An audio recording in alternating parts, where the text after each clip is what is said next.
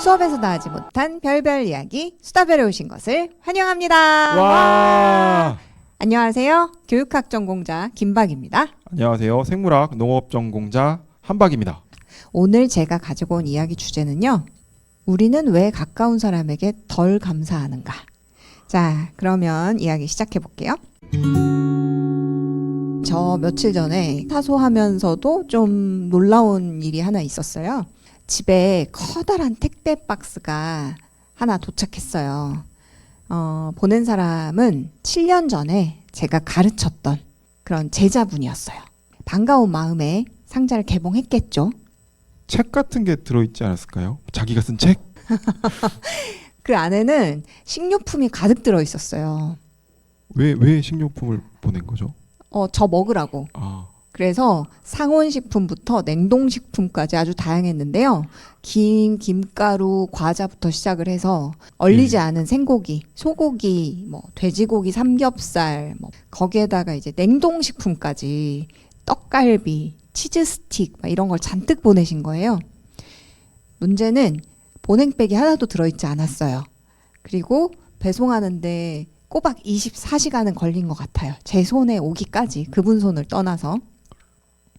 저는 맨 처음 든 생각이 와, 아직도 나를 이렇게 생각을 해주다니 이 마음이 너무 고맙다 이러면서 굉장히 뭉클해졌어요. 그래서 그거를 정리를 하다가 제 머리 뒤통수를 가격하는 불편한 진실을 깨닫게 됐습니다. 만약에 이런 소포를 보낸 사람이 우리 엄마였다면 짜증냈겠죠. 이거 다 당장 녹았잖아. 전화해서 이랬겠죠. 나 그거 안 먹어. 왜 이렇게 많이 보내? 이런 것부터 시작해서 다 녹았잖아. 이렇게 오히려 짜증을 부렸으면 부렸지 엄청난 감동을 느끼진 않았을 것 같은 거예요. 그래서 생각했죠.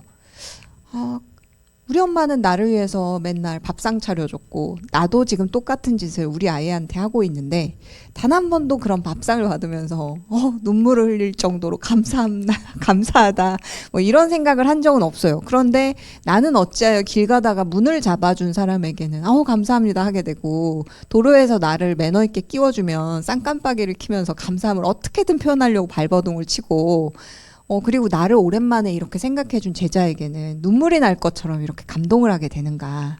이 불편함은 어디서 오는 건가. 이 생각을 한 거죠. 기대가 없기 때문 아니었을까라는 생각이 듭니다. 엄마한테는 뭔가 바라는 게 많았고 그랬는데 이거는 아예 모르는 생남이 나를 생각해 주기도 하고 문도 잡아주고 하니까 거기에 대해서 고마움이 솔솔 샘솟는 게 아닐까. 그렇죠. 굉장히 중요한데요. 이게 바로 제가 첫 번째 오늘 팟캐스트에서 이야기할 내용이었어요. 가까운 사람에게 덜 감사하는 것. 내가 나빠서 그런 거야? 감사를 일종의 디텍터, 탐지기라고 부르는데요. 이게 뭐냐면 공항 검색대처럼 상대방이 한 행동이 내 공항 검색대 안으로 들어가요. 그랬을 때 삑 하고 올리면 감사하다 이게 생기는 거예요. 자, 그런데 가까이 있는 사람한테는 이게 작동을 안 하는 거예요. 디텍터가 감사하지가 않아. 안 울려서 신호가 안 가는 거예요, 뇌에. 이것은 뭐냐면 가족이나 배우자처럼 너무 가까운 사람 같은 경우에는 그들의 호의를 사건이 아니라 역할, 롤 이걸로 정의를 해버린다는 거예요. 그러니까 엄마면 당연히 밥 줘야지. 남편은 당연히 그럼 내가 걸어가? 태워다 줘야지. 집에 왔으면 당연히 환영해줘야 되는 거 아니야? 이런 것들을 이제 호의가 계속되면 권리인 줄 알듯이 더 이상 뇌에서 이것을 정말 신선한 사건으로 받아들이지가 않는 거죠. 그러니까 관계가 너무 안정적인 관계에서는 이러한 감지기가 꺼져 있다. 우리 뇌가 기능하지 않는다. 라고 보시면 될 것 같습니다. 그럼 그게 좋은 거 아닌가요? 어떤 점에서 좋을까요? 친근하다는 거죠. 편하다는 거고. 지금 그거는 이제 감사함을 느끼지 못한 내 입장에서 좋은데? 편한데? 이렇게 그냥 넘어가면 되는 건데 이게 문제가 되는 것은 바로 감사하지 않으면 벌어지는 일. 자, 어떻게 될까요? 화가 나죠. 누가? 그러니까 감사함을 준 사람이. 그렇겠죠.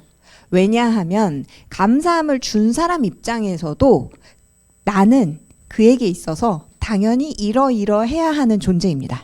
그래서 내가 작은 것을 해도 이 사람이 크게 반응해야 하는 역할을 가진 사람이라고 느껴요.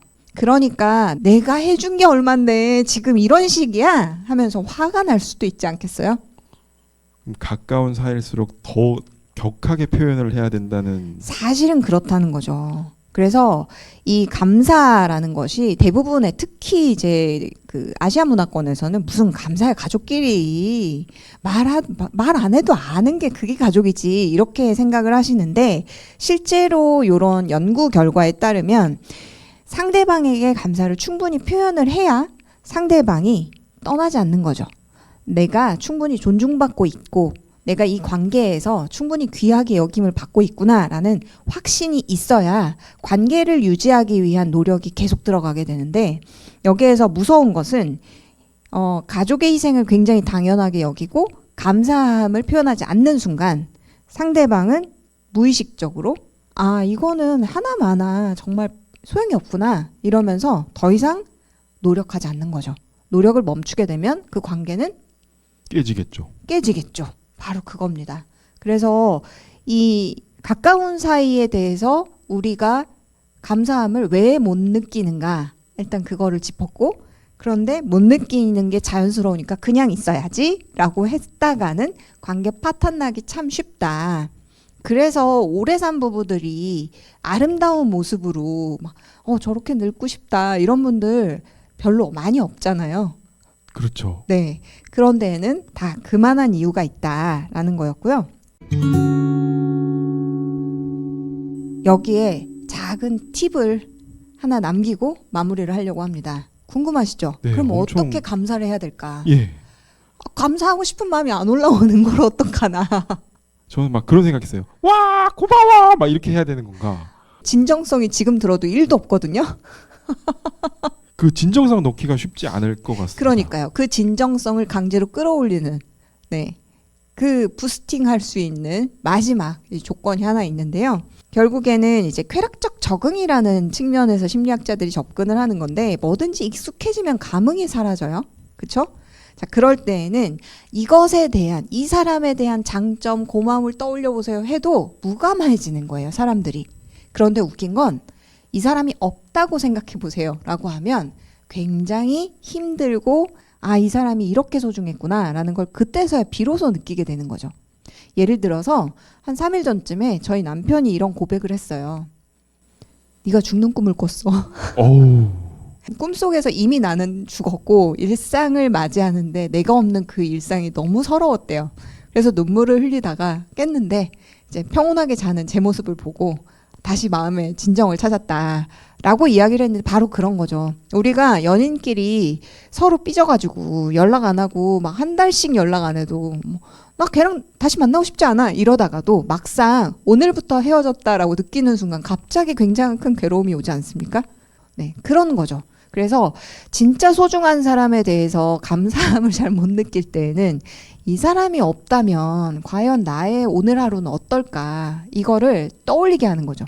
실제로 이제 심리적인 실험을 해봤을 때 상대에 대한 장점을 떠올리게 한 집단과 상대방이 없다라고 상상하고 이제 생각해봐라 라고 했던 두 집단에서 유의미한 차이가 나타났거든요. 그러니까 상대방이 없는 결핍이 이루어졌을 때 가장 소중한 것에 대한 그 감사함이 절로 오르게 되는 그런 결과가 있다. 자, 그러니 어떻게 해야 되겠습니까? 뭘 받으면 이 사람이 없다면 이걸 못 받았겠지 뭐 그런 생각을 하면서 감사한 마음을 끌어올려 가지고 고마워 이렇게 얘기를 해야 되는 건가요? 네, 일단은 그냥 습관적으로 툭 치면 고맙다, 미안하다 이런 이야기들이 내 입에 붙을 수 있으면 저는 그게 해로운 말이 아니잖아요. 고맙다, 사랑한다, 미안하다 툭 치면 나올 수 있게 습관적으로 뱉을 수 있는 사람이 되면 좋겠고요.